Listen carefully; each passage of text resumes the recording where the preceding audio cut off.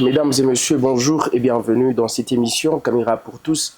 Cette émission qui fait défiler devant nos caméras différentes personnes, des différents secteurs, j'y arrive, afin d'échanger sur diverses thématiques. Puisque nous sommes en train de célébrer le mois dédié aux droits de la femme, j'ai le réel plaisir pour moi de recevoir une dame qui se distingue, qui accompagne les femmes par ce qu'elle fait, afin que les femmes puissent aussi contribuer au développement de notre pays, pourquoi pas de notre province, la province du Lalaba. Elle s'appelle Madame Vanessa Bundu, à qui j'ai dit bonjour et bienvenue. Bonjour, monsieur Anissé. Merci beaucoup. Vous allez bien? Oui, ça va très bien. Je ne sais pas vous. Oui, ça va également. En tout cas, merci d'avoir répondu à notre invitation. Merci à vous aussi. C'est un honneur. D'accord, merci. Alors, pour commencer, on doit savoir, les téléspectateurs cherchent à savoir qui vous êtes réellement. Ok, je me prénomme Vanessa et mon nom complet c'est Mbondo Marguerite. Je suis CEO d'Adici Africa, licenciée en gestion financière, pâtissière et cuisinière des formations, passionnée par les médias et la communication. Alors, Madame Vanessa, qu'est-ce que vous a inspiré à faire les médias, alors que vous avez fait autre domaine dans votre parcours? C'est dès les bas âges, Oui. j'étais passionnée par tout ce qui est communication. Pour moi, je me dis que la meilleure façon de communiquer, c'est à travers les médias. À travers les médias, ok. Alors, avec vous, nous allons échanger sur ces thématiques. Autonomisation économique des femmes, défis, opportunités, ainsi que perspectives dans la province du Lalaba. Madame Vanessa, au Lalaba, où en est concrètement l'autonomisation économique des femmes aujourd'hui? Peut-on parler d'un progrès réel? Il y a un progrès, oui, Oui. mais pas totalement. Pas totalement. Qu'est-ce qui fait à ce que ça ne soit pas total, ces progrès? Bien que notre province soit dirigée par une femme, nous voyons des femmes qui occupent des postes dans l'administration provinciale et tout ce qui va avec. Oui. Mais les progrès restent encore minimes. Pourquoi? Parce que dans nos marchés, dans les femmes qui accompagnent l'économie, Oui. dans nos quartiers et tout ça, Oui. l'autonomisation est encore Minime. minime. Alors, c'est la raison qui vous a poussé d'accompagner les femmes. Exactement. Qu'est-ce que vous mettez concrètement pour accompagner les femmes? À travers les médias, Oui. que dire, comme les podcasts, les magazines, Oui. nous voulons montrer aux gens que l'économie ne se limite pas qu'à des grands postes, ça ne Oui. se limite pas qu'au mining, mais il y a des femmes dans nos marchés qui accompagnent réellement notre économie chaque jour. Alors, Madame Vanessa, sur les terrains, quels sont les obstacles majeurs qui freinent l'accompagnement ou l'accès aux femmes aux ressources économiques? Il y a d'abord l'accès limité au financement Ok. et aussi les femmes, il y a encore des mentalités, Qui faible. ouais, des traditions qui limitent encore les femmes. Oui. Par exemple, il y a des postes qu'on ne peut pas donner aux femmes, soit disant que c'est réservé aux hommes. Aux hommes. Vous voyez, ça limite un peu ces traditions et tout ce qui va avec. Et comment est-ce que vous faites vous pour lutter contre cela? C'est en donnant la parole aux femmes, Oui. en montrant que les femmes peuvent travailler, les femmes peuvent donner les meilleurs d'elles-mêmes. Pourquoi vous ne mettez pas l'argent devant pour les soutenir? Parce que moi-même... Parce qu'il y a les femmes qui peuvent avoir, elles ont les idées, elles ont des projets, mais elles sont butées à l'argent. L'argent les font défaut. Alors, comment est-ce que vous pouvez accompagner ces femmes-là? C'est en les mettant en lumière, en mettant leurs projets, leurs idées en lumière. Parce que si personne ne connaît ce qu'elles ont comme projet, personne ne va financer. Alors, l'autofinancement ou l'accompagnement du gouvernement, ou votre accompagnement entre les trois, qu'est-ce que ces femmes doivent choisir pour se sentir accompagnées? Les gouvernements ou venir auprès de vous? Je pense que les deux marchent de pair parce que pour que même quelqu'un ne va pas se réveiller des bons matins comme ça, je pars solliciter un prêt ou soit un financement au gouvernement, ça ne peut pas se faire. Néanmoins que peut-être à travers la communication, à travers ce que nous faisons, quelqu'un peut tomber sur la vidéo et se dire que je vais accompagner cette dame, je vois que ses projets ou ce qu'elle a à faire, ça peut contribuer à l'économie de notre province. Ok. Alors, le Lalaba étant une province minière, les femmes profitent-elles réellement de retombées économiques dans ces secteurs? Pas vraiment. Pourquoi?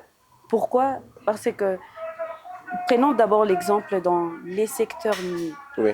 Les femmes sont tellement limitées, bien qu'on essaye maintenant de donner quelques postes décisionnels aux femmes, mais ce n'est pas encore concret.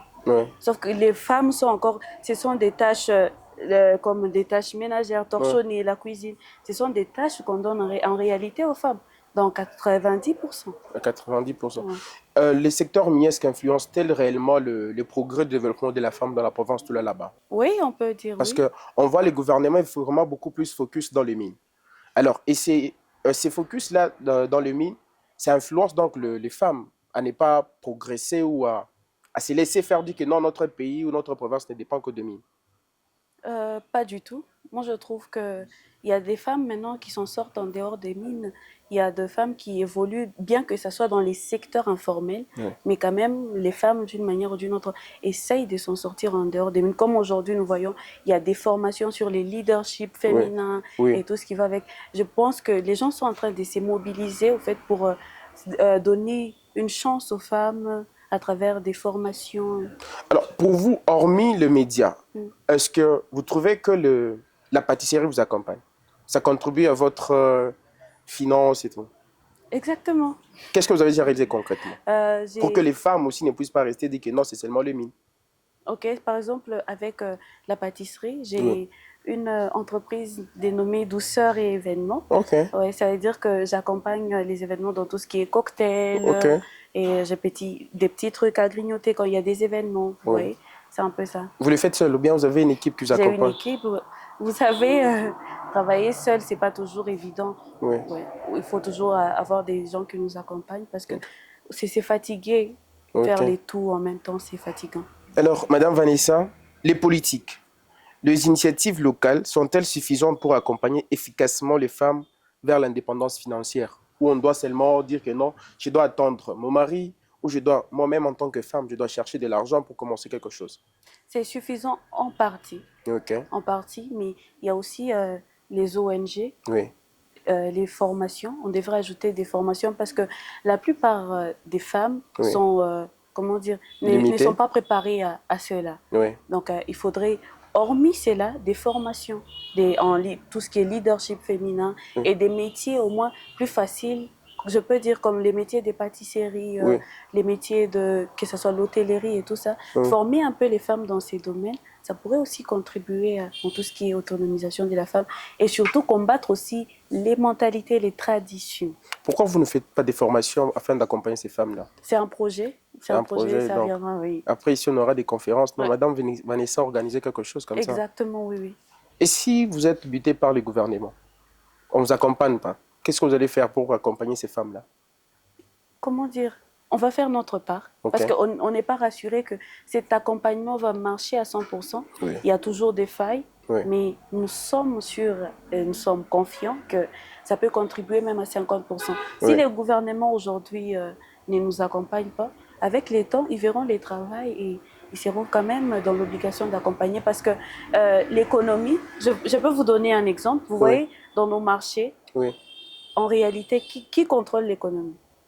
Les mamans. Par exemple, dans notre province du Lualaba, qui contrôle l'économie? C'est pas la gouverneure? Pas du tout. Oui. L'économie n'est pas contrôlée par les mining. L'économie est contrôlée par ces femmes qui vendent au marché chaque jour. Parce que chaque jour, chaque ménage doit manger. Chaque ménage doit se nourrir. Et où est-ce qu'on part? Au marché. Au marché. Ce sont ces femmes-là qui contribuent au fait à l'économie en réalité au quotidien. C'est pourquoi il est important que ce soit les gouvernements, que ce soit les ONG, c'est important de soutenir ces femmes-là et de les accompagner. Alors, avant de finir, j'aimerais que je vous pose cette question. Parlez-nous d'abord brièvement de votre projet de ADC Africa. C'était quoi en tout cas l'idée pour arriver à produire ces magazines-là? Qu'est-ce que vous a poussé à les faire? Ah ok, très bonne question en tout cas. Qu'est-ce qui m'a poussé à faire cela? C'était d'abord parti, vous voyez, ADC? Oui, je vois les comptes qu'on faisait, tout, quand on nous réunissait tout autour du feu et tout, à l'époque c'était comme ça. On en tirait quand même des leçons. Oui, exactement. Le but c'est de mettre ces personnes-là en lumière et en même temps inspirer une génération. Je vous donne un exemple. Quelqu'un qui commence, par exemple vous avez commencé avec les médias, il y a quand même quelqu'un à travers son histoire qui vous a touché, disant que, bon, peu importe, même si au départ c'était une passion, mais en temps normal, c'est que quelqu'un vous a inspiré d'une manière ou d'une autre. C'est faux? Ouais, c'est vrai. Vous voyez, C'est comme ça, je me dis qu'à travers cela, nous pouvons inspirer des générations et en même temps mettre en lumière ces personnes-là. Ce n'est pas seulement les femmes. C'est un magazine qui célèbre l'esprit entrepreneurial, l'audace des visionnaires africains et qui met en lumière... si on n'est pas dans l'entrepreneuriat, on ne peut pas figurer dans votre magazine. J'ai parlé de l'audace, l'audace des visionnaires. Tout ce qui est audace, toutes ces personnes qui osent, que ce soit entreprendre, que ce soit, peu importe, ça regorge toutes ces personnes. L'objectif, c'est célébrer ces courages-là. Une personne qui s'est dit, je ne suis pas encore au grand complet, je ne suis pas encore là que je dois arriver, mais je vais quand même commencer. Vous voyez, c'est cette audace-là qu'on célèbre, les premiers pas, parce que c'est les premiers pas qui est les plus difficiles. Même un enfant, il commence toujours par un premier pas. Et c'est là qu'on célèbre, parce que c'est pas facile pour tout le monde.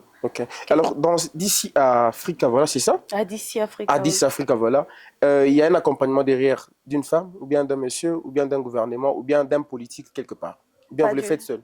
Pas du tout. J'ai quand même une équipe, mais il n'y a aucun accompagnement gouvernemental. On aimerait bien sûr qu'il puisse y avoir un accompagnement, mais jusque-là, pas encore. Et quels sont les défis que vous rencontrez lors de la rédaction de vos magazines? Surtout les coûts. Les coûts, un magazine, c'est très coûteux. Hormis, c'est là aussi, nous avons un problème d'impression. Vous voyez, ici à Kolwezi, il y a encore... bien qu'il y a des maisons d'imprimerie, mais ce n'est pas encore la qualité désirée. On rencontre un peu cela. Par exemple, pour les lancements de ces magazines, il a fallu passer la commande à Kinshasa pour pouvoir recevoir les magazines. Vous voyez, c'est contrainte un peu face à cela. Alors, pour finir, un mot pour les femmes qui vous regardent. Celle qui tombera sur cette vidéo ou sur cette émission, c'est qu'elle ne devrait pas se résumer à ce que la société l'impose. Si elle doit choisir d'être femme au ménage, au foyer, c'est son choix. Si elle doit choisir de travailler dans une entreprise, c'est son choix. Et si elle doit choisir d'être leader quelque part, de détenir une entreprise, c'est son choix. Et que la femme ne devrait pas se résumer à ce que la société l'impose. Elle est libre et surtout, nous nous battons chaque jour pour l'égalité des droits. Et ce combat doit être un combat noble. Ça veut dire toutes les femmes devraient se réunir, se serrer les mains, les coudes pour que nous puissions arriver à notre objectif afin que nous puissions faire valoir nos droits. Alors, mesdames et messieurs, nous voici arrivés à la fin de cette émission. Madame Vanessa, je vous dis merci d'avoir répondu à notre invitation. En tout cas, c'était un plaisir de partager ce plateau avec vous. Merci à vous aussi. Merci, chers téléspectateurs. Moi, je vous donne rendez-vous au prochain numéro. Bye.